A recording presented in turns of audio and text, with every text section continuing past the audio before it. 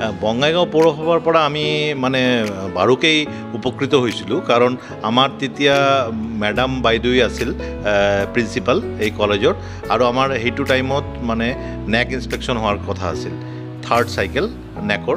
আমি সকলোৱে জানো যে নেক ইনস্পেকশ্যনটো আমাৰ কিমান এটা গুৰুত্বপূৰ্ণ উচ্চ শিক্ষাৰ বাবে।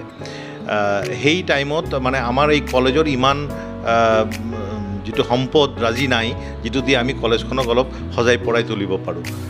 বঙাইগাঁও পৌৰসভাই সেইটো সময়ত আমাক বাইদেৱে জানিব দিয়া মতে বহুতখিনি সহায় কৰিছিল। আমাৰ এই যিখিনি IQAC ৰুম বা এই যিটো নতুন DCR বুলি কওঁ আমি, সেই বিল্ডিঙৰ ৰং, তাৰপিছত আমাৰ প্ৰিন্সিপালছ অফিচৰ বাহিৰৰ ৰংখিনি, আৰু বেলেগ বেলেগ আমাৰ ডিপাৰ্টমেণ্টৰো বহুতখিনি ৰং কৰি পৌৰসভাই আমাক বাৰুকৈ উপকৃত কৰিছিল। সেইবাবে আমি আমাৰ যিজন পৌৰপতি তেওঁৰ ওচৰলৈ আমাৰ কলেজৰ তৰফৰ পৰা অশেষ কৃতজ্ঞতা আৰু ধন্যবাদ জ্ঞাপন কৰিলোঁ। ধন্যবাদ।